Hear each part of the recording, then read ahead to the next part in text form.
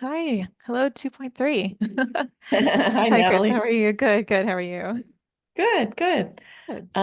It looks like we have a great group. Do you think we can go ahead and get started, or should we wait a Yes. couple more minutes? Let me take just a peek at our numbers here. So we still have about 40 people in the main room. So maybe just give let's do another 30 seconds for people to find their way, and then we'll be good to go here. That's good. Hi, Sabrina. Good to see you as well.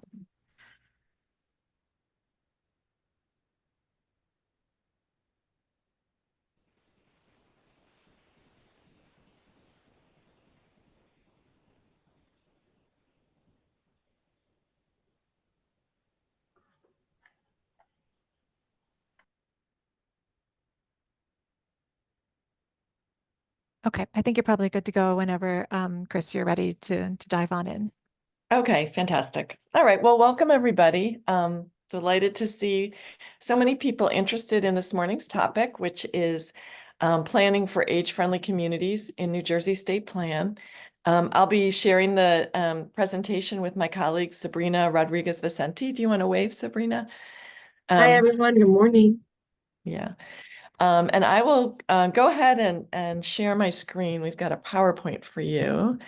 So let's see if I can do this. All right, how's that? Looks great. Okay, excellent. All right. So Sabrina and I work at New Jersey Future. We are a statewide nonprofit organization that really cares about making sure that everyone in our state lives in a community that they can afford, that's healthy, where they have access to jobs and good schools, and it's connected to their, place they need to go, and so on. So we traditionally have described this as promoting smart growth. We do a lot of work in sort of three different buckets. One bucket is state policy, land use policy in particular. The second area is we work directly with towns and provide technical assistance and trainings with them as they're doing local community planning. And then finally, we found that the best way for us to be effective is to really make sure we're hearing from everyone who's involved with an issue and that we're joining voices in coming up with solutions and advocacy. So we do a lot of collaborative work, and all three of those are sort of part of our work on age-friendly communities. So I don't need to tell you this, why aging friendly communities, but essentially New Jersey, like the rest of the country, is aging. I'm aging. And by 2050, we expect to have almost a quarter of our population being over 65. So this issue is becoming more urgent. No, I can't. Okay. So aging in place is really important, but there are things that it doesn't address. These include traditional home design, when there's a second story. Single family homes that worked when there were a bunch of kids at home are become expensive and isolated for older adults. There's maintenance that just is very difficult to do and can isolate people further. And then increasingly in New Jersey, we're seeing climate risks, whether it's from flooding on the coast or along, riverine areas inland, or heat island effects, especially in more urbanized areas that just make it really dangerous when temperatures soar. But we all know that community provides the things that we all want and need to age well. Things like social engagement. So, it's not just our abode, our apartment or our home, it's what's around us. So opportunities for social engagement. Um, Mobility that's safe, where we can walk and get exercise and easily reach places and not be isolated. Independence, so we're not dependent on others every time we want to go somewhere. And also, being able to get outside into nature and um, clearing our heads and getting exercise. So what this translates into in terms of land use issues, in terms of an aging friendly community, which is just a layer, you all work on different pieces. We all work on different pieces of this issue, but the community design component is really important. So compact development is one thing that that we look for and promote. And this is the idea that destinations are close. So you can get to the library or a restaurant or a store from where you live, either by walking or biking or a short drive or by taking a short bus ride. That there's a diversity of housing types. And it was really great to hear the woman from the I forget her name, Kaylee, I believe, talk about accessory dwelling units. So options beyond the single family homes, whether they're townhouses or condos, being able to downsize and remain in community and afford the home. Places that are walkable, with crosswalks and safe sidewalks, and also connected by things like buses and transit, so we don't have to drive anywhere, or we can get around with it when we stop driving. And I should also mention that are connected to the people who support the aging population, including home health workers. And then finally, again, parks and public spaces. So these things are all things that municipalities play a huge role in. The state of New Jersey has delegated the authority to do land use planning and zoning to municipalities. And so it's groups like this, whether it's the planning board or the city or town council, that decide what can be built where and whether sections of town will have big houses on big lots, and how the streets will be organized, whether they'll be sort of swirling things or they'll be in a more traditional grid pattern. Municipalities decide whether and where to build projects like the one in the middle, which is a 100% affordable senior housing development with 80 units that was just constructed where I live, within a 5-minute walk of a shopping center and a grocery store. So I feel fortunate that, we've got things like this, but it's up to the town to figure out how to do it and how to pay for it. And then towns are responsible for municipal roads, for local roads. And they also work closely with counties and state government on state and county roads, and are often really the ones who would determine whether or not there's going to be a sidewalk, which we don't see in the picture on the bottom, whether or not there's going to be a crosswalk, and who's going to pay for it. So, municipalities have a huge job to play, and they are pulled in so many different directions. For example, municipalities have budgets and they worry about school children, and so they often zone for large homes because it works out better on the annual budget sheet. So you all know this. Now in New Jersey, we have 564 municipalities. That's a lot. And when each one of them is responsible for everything within their boundaries or most things that relate to land use, the outcome is not always perfect. And so state government has a huge role to play, some of which it does and some of which it doesn't, but could. And just as a few examples, there are billions of dollars in the state budget for transportation, not only for state highways, but also for grants to local governments. And these are for things everywhere from crosswalks and sidewalks to repaving streets. They also choose whether or not to give towns the right to say, we don't want ADUs. There's legislation that is being discussed in a panel right now, adjacent to this one, about whether or not the state should sort of require every town to allow accessory dwelling units in single family zones, just for example. The other thing the state looks at is school segregation and segregation of communities. There's a big state lawsuit that's awaiting a Supreme Court decision about how to desegregate New Jersey, because we are one of the nation's most segregated states. And so there's a big role that the state plays, but what is the bridge between state government and local government regarding how New Jersey should grow? And that is the New Jersey State Development and Redevelopment Plan. This is a vision for the state's future, how the state should grow, that's implemented by the state influencing municipal planning and zoning and holding up a vision and guidance, and also by shaping its own laws and rules and investments and coordinating state agencies around this vision.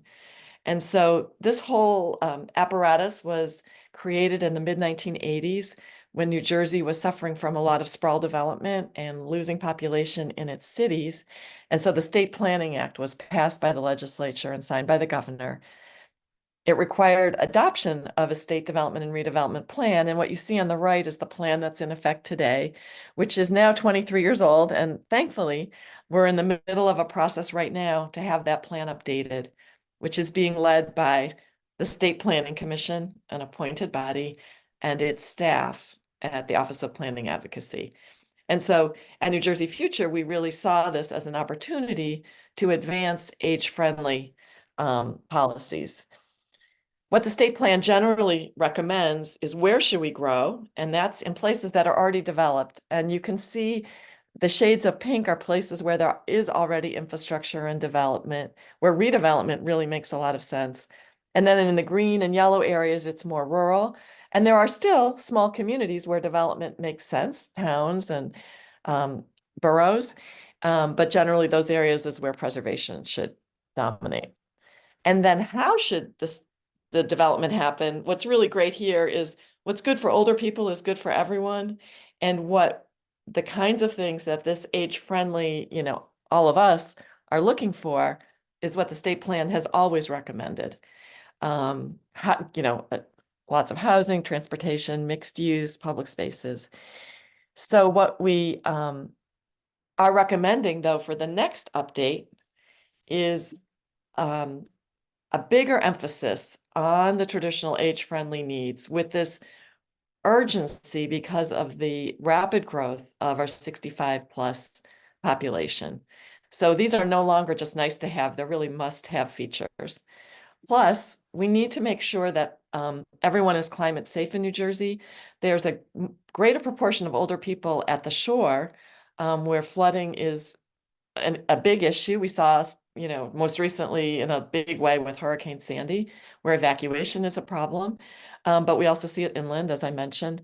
And the state plan hasn't addressed that in the past. So we're recommending they address it now. And equity. There are communities that are overburdened, that are environmental justice communities where people don't have the things they need, and many of those people are old. So these are important sort of growth areas for the updated state plan. We want to see these needs integrated and woven through the plans, goals, and policies and strategies. And then most importantly, implemented. And I have to say, big caveat, the state plan is advisory. It does not have quote unquote teeth. And so it's really up to the governor to make it happen. And New Jersey Future works a lot in that area. So now I want to turn it over to Sabrina to describe the work that she's been doing with me on this. Hi, everyone. Thanks, Chris, for that wonderful section of the presentation. As Chris said, sorry, I'm Sabrina Rodriguez, and I'm New Jersey Future's Advocacy and Government Affairs Manager. So how did we actually get to coming together and making recommendations to the state plan? So New Jersey Future is part of the Age-Friendly New Jersey Statewide Collaborative. This collaborative is a group of New Jersey organizations. They work to promote state and local policies and practices that support long, healthy lives. And this collaborative has helped initiate a statewide coordinated policy effort that definitely helps advance age-friendly policies and local implementation. But at New Jersey Future specifically, we are backbone staff of the policy committee of the collaborative. So this is basically a multi-sector group focused on identifying, prioritizing, and developing advocacy strategies and putting in place better practices across a broad range of issues and sectors. And the policy subcommittee is made up of 15 members from different backgrounds. And as you can see there, just like a couple of the logos, but there's education and research, health, aging services, land use planning, and other types of organizations. Next slide, Chris, please. Mm-hmm. And although our group doesn't necessarily agree on some of like the health and other policy issues specifically, we definitely do agree on one thing. Land use issues affect the quality of our life. And like the slide says, where and how we grow is fundamental to New Jersey's economic prosperity, health, and equity. So for our group, it was definitely a no-brainer that we should have a say in this public input process. And by the way, this is the graphic we use to promote our recommendations for the state plan. Next slide, please. So what did we do advocacy-wise? Our collaborative drafted a sign-on letter. We had a couple of meetings with the group to narrow down which issues should be included in the letter. We ended up with the final product, which Chris already talked about the contents of the letter. Then we made a public Google form with the sign-on letter and shared with our networks to reach more signatures. We also ran LinkedIn and Facebook ads targeted to a specific age range.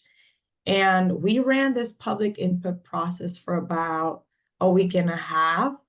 And the end product was signatures from 9 statewide organizations, 4 local government agencies, and 19 individuals that signed on to the recommendation letter. Next slide, please. Oh, or done. But so thank you all for tuning in, being patient, and sticking with us till the end. And I know you probably have some questions, so I think we can take them now. I don't know how we want to do it. Do we want to ask folks to raise their hands either on screen or virtually? Yeah, I think raising hands will be best because we can't even, yeah. Okay, there's one from Melissa. Hi. In my borough, I live in Tenafly in Bergen County. Every time I go to a council meeting, it seems to be a constant tension between the people who are fighting for things for the younger families in the town, the kids, school district, etc., and between the needs and desires of seniors. And these seem to be an eternal conflict.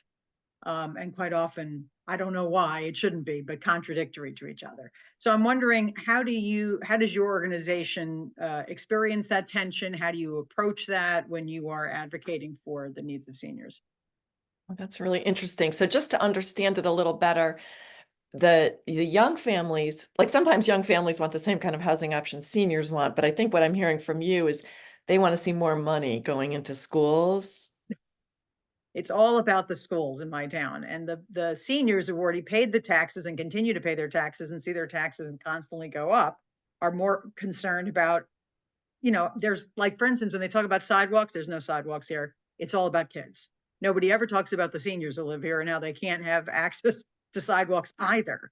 So it's just this interesting that, quite often they have similar needs and yet they never seem to work together, or they don't seem to work together. I should say never, but yeah. Well, one thing I didn't mention is that we have colleagues at New Jersey Future, and you may know Tanya Rohrbach, formerly David Kuttner. We have planners who work with communities. They do assessments of towns and recommend local solutions. And one of the things that Tanya is thinking about is organizing older people to have more of a voice in local decision making, so that it's not just up to like us advocates, but they're being heard by elected officials in the same way that parents are. And I think it's, the other thing that we try to do, and it's not easy to do, but is always start with what do we agree on? And probably everybody agrees sidewalks are important. So, kids, old people. And so finding opportunities for shared campaigns. And I know that, anyway, yeah, I'll stop there. Other people, Sabrina or others may want to weigh in. thank you. I really like that answer. I think these are conversations we could talk about all day. But Chris, I do see we have a question Oh, good. in the chat. So Okay. Candace asked, how will the new affordable housing policy that Governor Murphy signed a couple of days ago impact the ability to expand affordable housing models for older adults and persons with disabilities? Yeah, so that's a great question. I'm glad you brought that up. So New Jersey Future played a role in shaping that law. Our role is about planning. So we really want to make sure that towns would have more time to plan for the housing that they're going to have to build. We support building affordable housing, but in the previous round, we found that the time frame was compressed, and because it was a litigious process, there was very little community dialogue about what kind of housing should be built and where it should go. So now there's a longer time frame, and what we see are the needs that, again, local planning boards and town councils have to understand their options, and to have the resources to come up with good solutions. Like, for example, we know that compact mixed use is good for an aging population, but people are really afraid of density. So what does it look like in New Jersey when you have a more compact development that might be 6 units per acre or 10 units per acre, where it's 3 or 4 stories tall? How can that be designed well? And can you drive and look at one? Can you see the site plan? And are you, as a local official, equipped to negotiate with developers? And so we are working with a bunch of partners to come up, hopefully, with a toolkit for towns to be better equipped to answer these questions. There are also, and we can't take credit for this, but there are bonus credits for senior age-restricted housing as part of this. And I think those may have always been in place, but that is certainly a priority, and towns will be favorably looking at age-restricted housing. A, they get a credit. They don't have to build quite as many units, and B, they don't have to pay for those darn school kids, which is not my opinion, but that's the opinion of some others.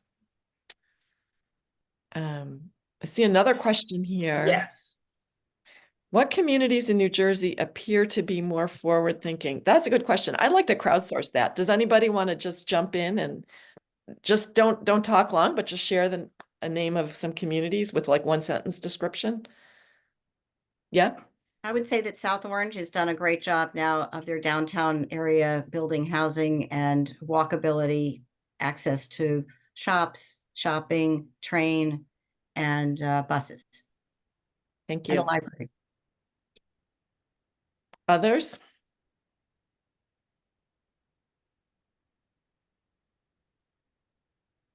Okay, I can just point to New Jersey Future's website. We give out Smart Growth Awards every year, about 10 of them. And there's a bunch of great examples if you're looking for models. We also have a lot of resources on age-friendly stuff. And we'll share our emails before we close. Here's another question. On the West Coast, they have planned for communities, this is from Mary Wagner, that includes sections for 55 plus as well as mixed groups. They share the same community centers and recreation. I was wondering why they are not popular on the East Coast.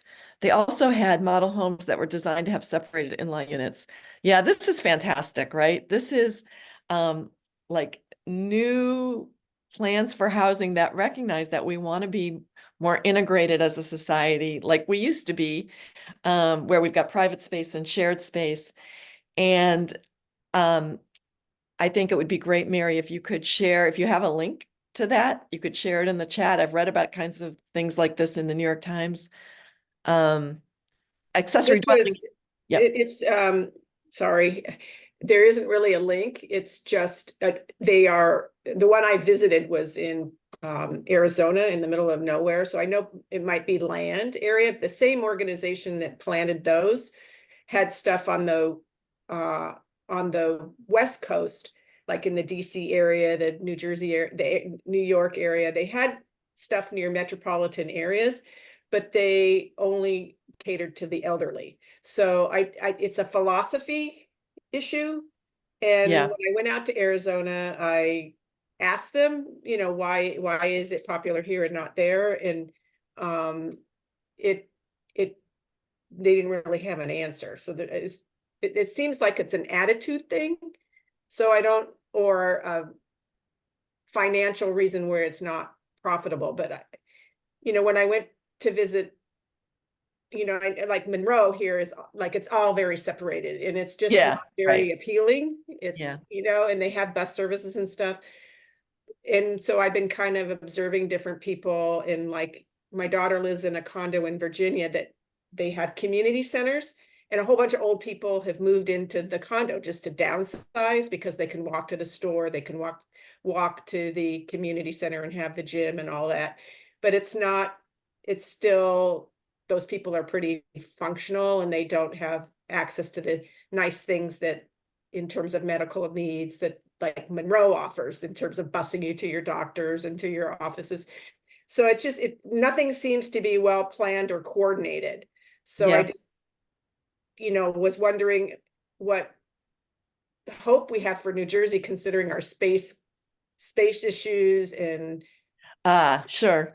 Yeah, well, we definitely have hope for New Jersey. That's one thing, because there's so much redevelopment. Oh, and Sabrina, put your email in there too. You can reach out to me. I'm glad that you're sharing emails because I was thinking the same thing.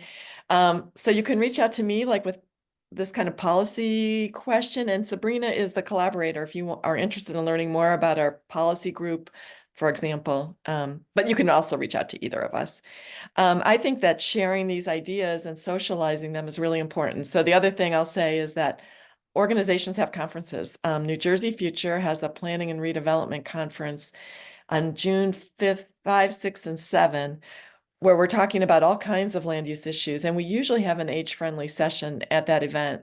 I know Rutgers, Natalie, you guys organize a ton of stuff. And so, sharing these ideas here and elsewhere is a good place to start.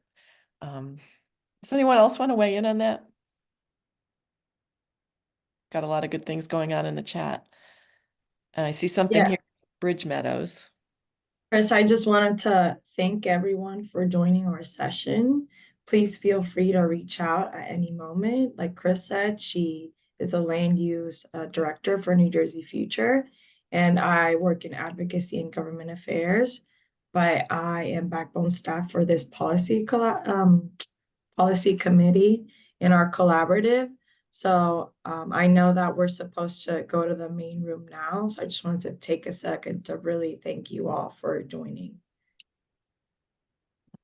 Yeah, Thank you. I agree.